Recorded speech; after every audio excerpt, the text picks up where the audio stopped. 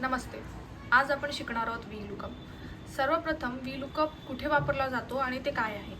So VLOOKUP हे एक spreadsheet किंवा एक्सेल फंक्शन आहे, ज्यात जेव्हा आपल्याला एका टेबल किंवा रेंजमधून एक स्पेसिफिक व्हॅल्यू शोधून तिच्याशी निगडीत सेम रो मधील दुसरी व्हॅल्यू हवी असते, तेव्हा आपण हे फंक्शन वापरतो.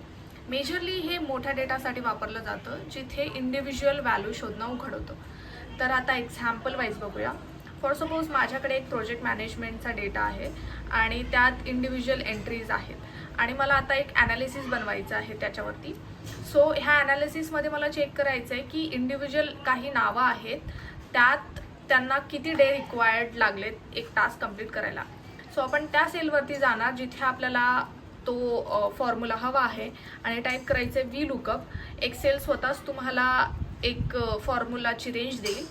ते टाईप केल्यानंतर आता ते विचारणार आहे लुकअप व्हॅल्यू. सो सध्या मला सपोज केविनसाठी डेटा हवा आहे, तर मी केविनवरती क्लिक करणार आणि देन कॉमा द्यायचं आहे.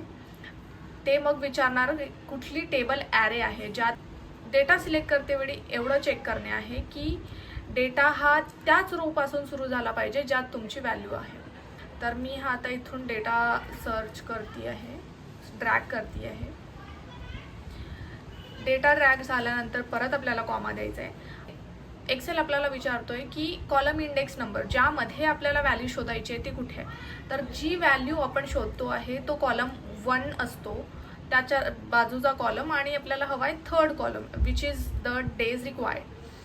तर ते थर्ड कॉलम असल्यामुळे मी आता इथे 3 टाकणार आहे आणि मग परत कॉमा दिल्यानंतर ते तुम्हाला विचारणार आहे की ते अप्रॉक्सिमेट मॅच हवा आहे तुम्हाला की एक्झॅक्ट मॅच हवा आहे. तर आपल्याला एक्झॅक्ट मॅच हवा आहे, तर मी ते फॉल्स टाईप करणार. You can also double click here आणि मग ब्रॅकेट कंप्लीट करून घ्यायचं आहे आणि एंटर टाकायचं आहे. तर हे तुम्ही बघू शकता की त्यांनी आता आपल्याला एक्झॅक्ट व्हॅल्यू दिली आहे. जर मी केविन सर्च केलं तर केविनला 22 दिवस लागले आहे टास्क कंप्लीट करायला. आणि मग हाच फॉर्म्युला जर मी परत ड्रॅग डाऊन केला तर जुलियासाठी 30 आणि टीमसाठी 47. Let's check it for Julia. जुलियासाठी 30 आहे आणि परत टीम, वेअर इज टीम.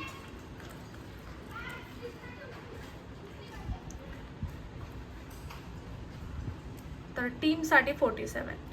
ह्या प्रकारे VLOOKUP यूज केला जातो. धन्यवाद.